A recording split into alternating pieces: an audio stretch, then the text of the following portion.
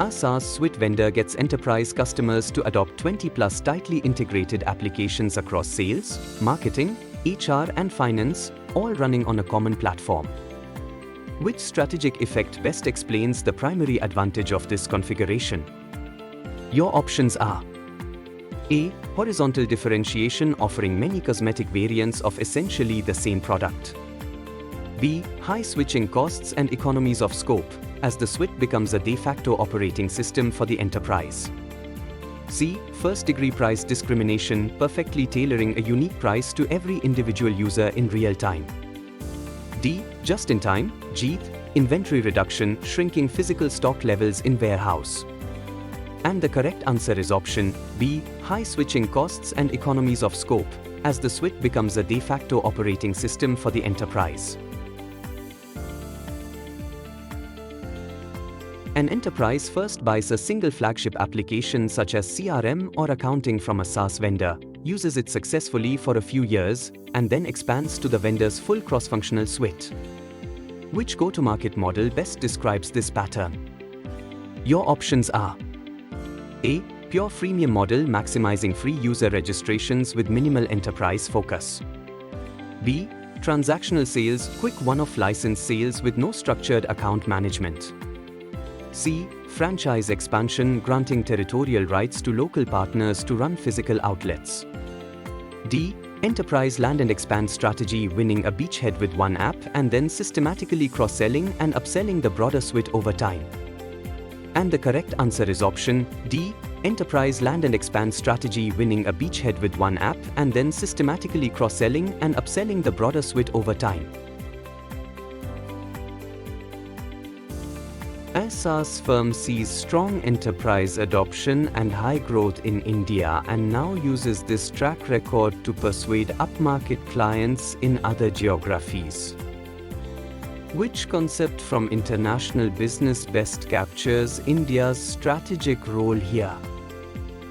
Your options are: A. Lead market, reference market, a demanding market that validates product market fit and signals capability to other regions.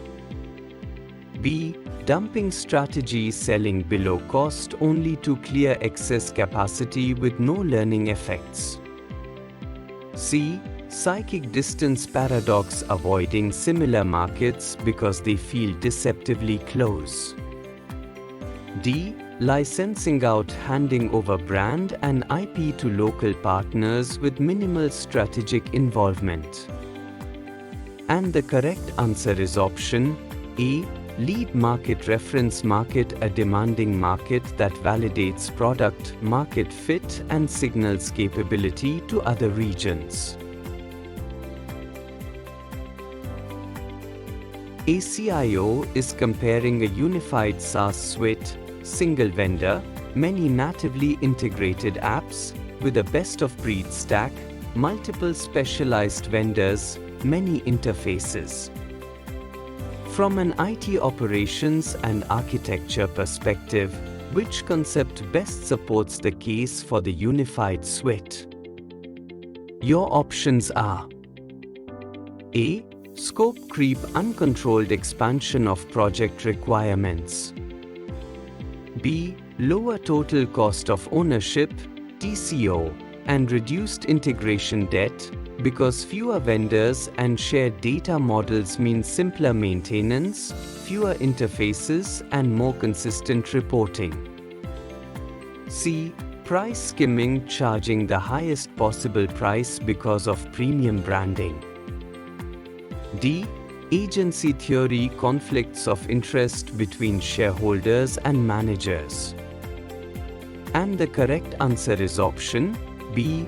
Lower total cost of ownership, TCO, and reduced integration debt, because fewer vendors and shared data models mean simpler maintenance, fewer interfaces, and more consistent reporting.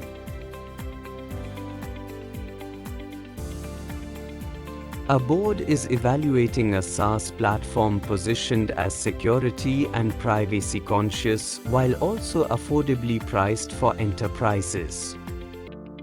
Directors are focused on both digital risk and capital efficiency. Which governance and risk concept best explains why this positioning is attractive? Your options are: A. Moral hazard, taking more risks because someone else bears all the consequences. B. Herd behavior, imitating competitors' technology choices without analysis. C. Enterprise risk management, ERM, and risk-adjusted value, where boards seek solutions that reduce cybersecurity and privacy exposure while optimizing long-term IT spend. D. Prospect theory, overweighting small probabilities of extreme gains in lottery-like investments. And the correct answer is option C. Enterprise risk management, ERM, and risk-adjusted value, where boards seek solutions that reduce cybersecurity and privacy exposure while optimizing long-term IT spend. SaaS Suite has grown its customer base at about 27% CAGR over several years, but in the latest year, customer growth rises to 39% without any major one-off deals. Which strategic concept best describes this pattern? Your options are: A. Harvest strategy, deliberately milking a mature business with minimal reinvestment before exit. B. Shakeout phase, industry consolidation where weaker players exit and growth slows. C. Growth inflection point, S-curve acceleration, a positive shift in trajectory driven by stronger product market fit, positioning or go-to-market. D. Decline stage, late life cycle phase where demand structurally contracts and firms shrink. And the correct answer is option C. Growth inflection point, S-curve acceleration, a positive shift in trajectory driven by stronger product market fit, positioning or go-to-market. A SaaS Suite vendor finds that its most successful customers are larger organizations that want integrated workflows across sales, marketing, HR and finance, and care deeply about security and predictable total cost of ownership. Which segmentation targeting logic best captures how this market should be approached? Your options are: A. Ideal customer profile, ICP, process-intensive mid-market and enterprise segment, targeted as firms needing a unified digital backbone with strong security and value-based pricing. B. Undifferentiated mass marketing, treating all individuals and firms as identical with a single generic message. C. Demographic segmentation of consumers, splitting by age and income for B2C lifestyle positioning. D. Niche celebrity segment, targeting only very small influencer-led brands for vanity usage. And the correct answer is option A. Ideal customer profile, ICP, process-intensive mid-market and enterprise segment, targeted as firms needing a unified digital backbone with strong security and value-based pricing.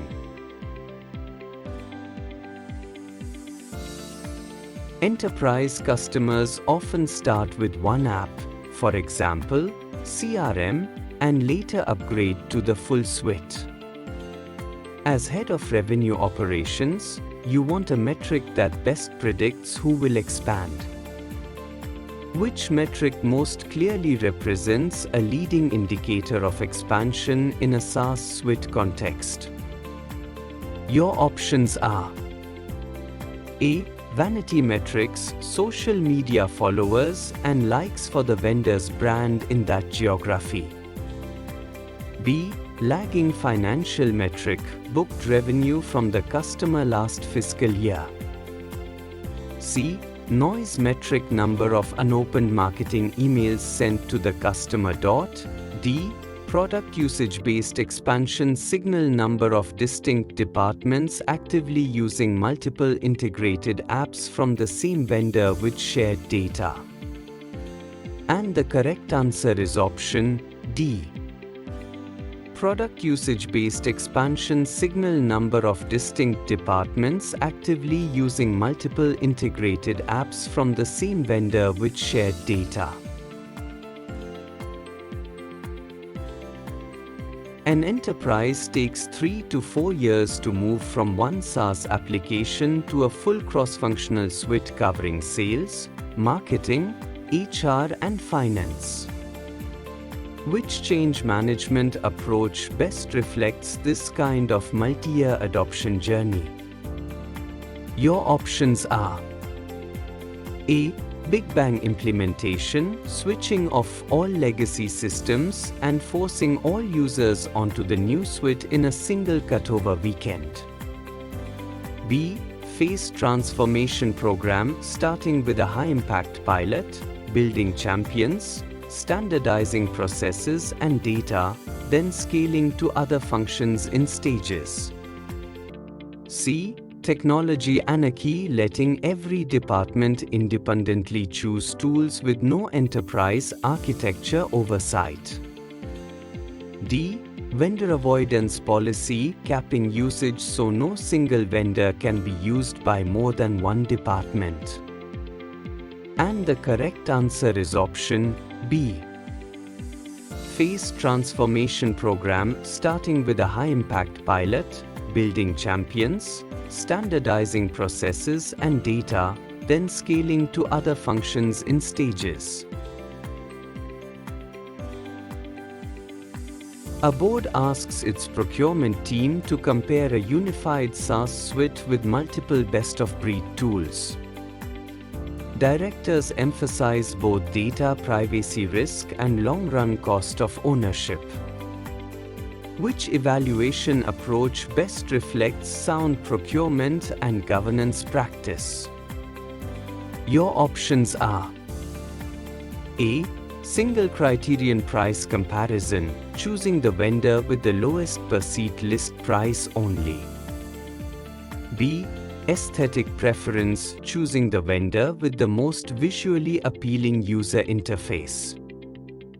C. Multi-criteria TCO and risk-based vendor selection, scoring options on license plus implementation plus integration costs, security privacy posture, vendor lock-in risk, resilience and alignment with digital strategy. D. Wait-and-see approach, postponing procurement until all vendors publish detailed 10-year roadmaps. And the correct answer is option C. Multi-criteria TCO and risk-based vendor selection, scoring options on license plus implementation plus integration costs, security privacy posture, vendor lock-in risk, resilience and alignment with digital strategy.